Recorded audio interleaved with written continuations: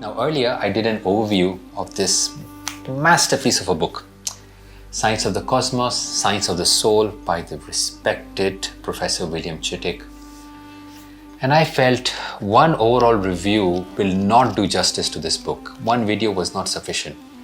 So I hope to do a series of videos to cover this mere exactly 149 pages further in depth. So here I am. Hi, I'm Arif Akil.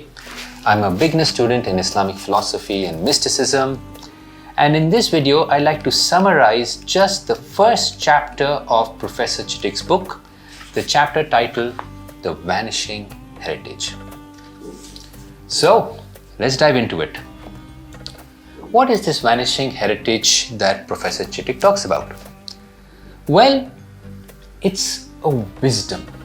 It's a way of knowing that's been around forever. It's been around for centuries, but one that we are losing access to. We're forgetting. So at the basics, how do we know? Well, Chittick introduces us to two types of knowledge. The first is transmitted knowledge, and what we are mostly familiar with. It's knowledge that we pick up from outside ourselves. It's knowledge that we pick up from others, from teachers, traditions, books, and now videos. Good examples are like learning a language or our customs. It is something that is inherited. It is a convention that someone said a really long time ago, and we have just taken it, we are copying it, it is now ours, and we will inherit it to others. However, there's the second type of knowledge, intellectual knowledge. Honestly, I think there's a better word, soulful knowledge, which is something deeper. It's a personal understanding. The kind of knowledge that comes from within and doesn't rely on outside sources. It is seeing reality, recognizing reality for what it is. A very simple, mundane example is the subject of arithmetic. A student who understands math would never say 2 plus 2 is 4. Why? Because my teacher said so. The student would say, it's obvious, I recognize it, it's evident. And as the student understands math more, studies math more, he starts seeing math everywhere. Why? Because he's internalized it. He knows it from the depths of his mind. Arithmetic and maths as a science doesn't depend on the authorities.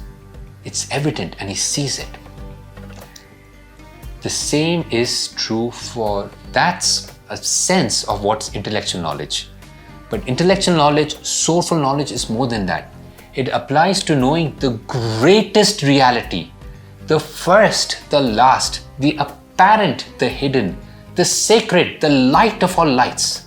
Now one may acknowledge, one may acquire this, one may know the sacred because his or her teacher said so, because read it in a book, or maybe one has logically understood it. But the knowledge of the real is not of the transmitted kind. It is intellectual, it is soulful. It is one with the depths and the innermost of your existence that you can see and recognize. And when one does, when we do, we unlock something truly real inside of us. Of course, it's very, very hard. It is the rarest of souls who can recognize the absolute truth on their own. Almost all of us need the help of teachers and guides. We need help of transmitted knowledge. But the point is this, that all of us have the faculty, all of us have the ability, all of us have this capacity within us to recognize this truth by ourselves. And is this very distinction of transmitted knowledge versus intellectual knowledge, this soulful knowledge, understanding this distinction was truly transformational for me. I began to see that there is this spectrum. Knowing something because it is tradition, knowing something because someone told me so, knowing something because I could logically figure it out, even scientifically figure it out, and then knowing something with absolute certainty without any intermediary, from the depths of one's being, because it is so self-evident. Denying it would be denying one's very own existence. Wow. If one is truly able to internalize this, that one has the ability, the faculty to recognize and realize the greatest truth, the greatest reality, the sacred for oneself, that is truly the door to the greatest treasure of all. As Professor Chittick puts it, intellectual understanding is found at the highest pinnacle of human selfhood. And this intellectual tradition is what Chittick is referred to in this first chapter, Our Lost Heritage. But he goes beyond that. Why is this so important? Why does this matter? What is truly so precious about this intellectual tradition? Well, this matters because this severance, this cutting of a loss of our connection to our inner wisdom has led to what's become a fragmentation of our modern life. Our life is now in pieces because this has been severed. He's talking about the way that we are pulled in so many directions that it's hard to know who we truly are and where are we heading. What is it that we truly want? I mean, think about it. We go to work, we take care of our responsibilities, we care about friends and families, we're chasing one goal after the other, but why? At the end of it all, why is this drive, this need for just more and more, why is it never ending? Even if we have everything that's in the world, it's not enough. We want more, we want to go beyond it. Now, you may ask, what's wrong with it? There may not be anything wrong with it, as long as there's alignment with the real, as long as there's alignment with the truth and the reality that is within us and within the cosmos around us. If there isn't, we will experience what he calls a cultural schizophrenia, where our outer life is often in conflict with our inner life. This split is so common today, it is just so commonplace that we don't even notice it. It's like in a room where the AC is on and there's this brrrr sound that's running, and we don't recognize it until someone switches it off and, oh my gosh, there's this sense of silence and peace. What is this? I want more of this. This separation leaves us feeling so unfulfilled that no matter how much we achieve, there is this disconnect from a deeper purpose. And this is partly due to a modern's life on constant focus on external success and progress. So, what is this cause? What is the root of this cultural schizophrenia? This is because in today's world, we tend to prioritize ideals. Ideals like success, freedom, progress, as if they're the most important things in life. Whereas, that was not always the case. In ancient wisdom, there was often one central, one guiding truth, one purpose that we were aiming for. But now, we have all these separate mini gods, so to speak. We let them pull us in all directions. Professor Chittick calls these plastic words. What are these plastic words? Buzzwords that seem to have deep meaning, but are empty. Words like progress, growth, efficiency. Even words like freedom, equality, science, medicine, nationalism, socialism, democracy. How can you deny that? How can you deny progress, growth, nationalism, equality, democracy? And if we are truly honest, these words can be empty. And they can be just like slogans that often push us constantly wanting more, often without the sense of true purpose and true direction. And once we get there is when we realize, oh my God, what have we truly got? It's when we allow these values to control our lives, it can be like we're following ideals that actually don't really satisfy us. We end up valuing things that may look good on the surface, but truly don't give us any sense of peace, any sense of fulfillment. Chittick's point is this, that we end up constantly chasing new goals and ideals. We lose sight of the deeper reality within us in a way that we can never find happiness in things because they can never satisfy us. So, what's the alternative? Chittick suggests that alternative has always been there. It's in our tradition that if we want to reconnect with a deeper sense of purpose, return to our inner life. He's not saying that we ignore the world around us, but that we should spend time reflecting on who we are at our core. He calls this sense of inner unity, and now a technical term, he calls this sense of inner unity Tawhid. What is Tawhid? Tawhid is the idea that everything in life is connected and rooted in one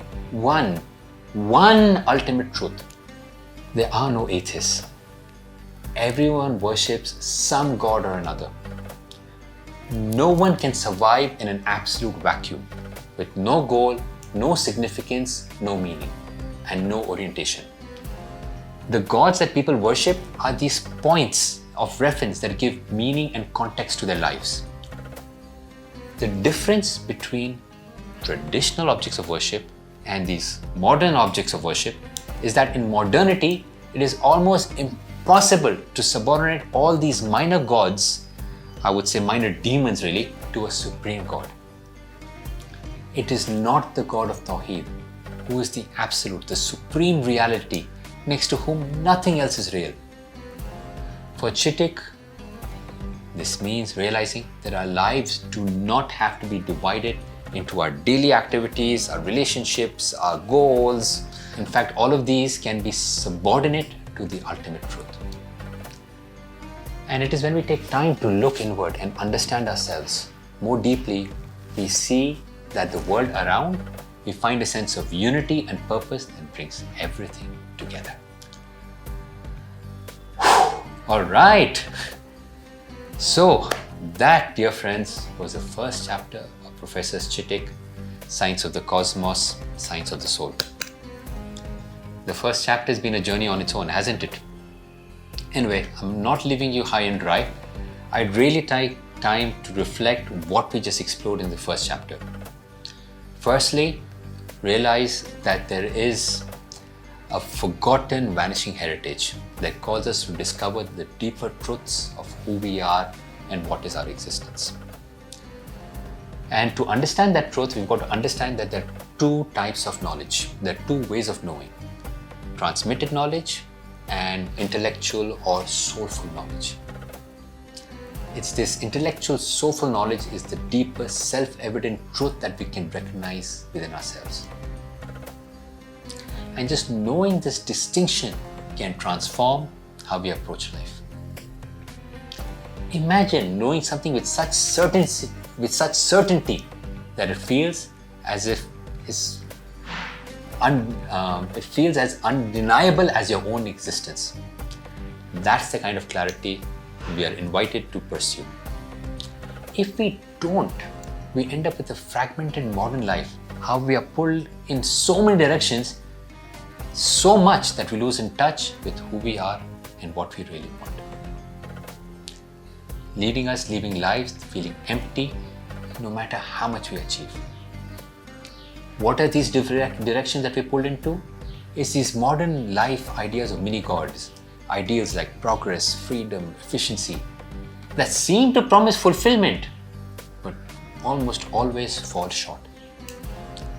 So we are challenged to look past these surface values and reconnect with what is truly real, that is deeper and everlasting.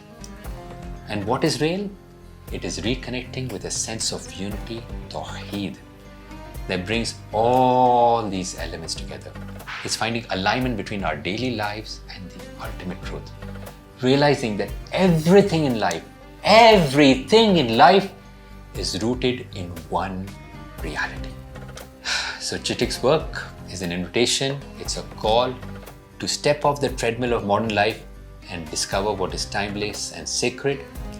You have the capacity within you to see the truth, to feel connected, and to find fulfillment not in chasing something outside yourself, but uncovering the real that is within you and within the cosmos around you. So, as I wrap up today's video, I encourage you to take the first step. Reflect, question, seek. Who knows? You might find that spark, the sense of meaning and unity you've been searching for and was waiting for you all along. Thank you for watching. Keep reflecting, keep seeking. Goodbye.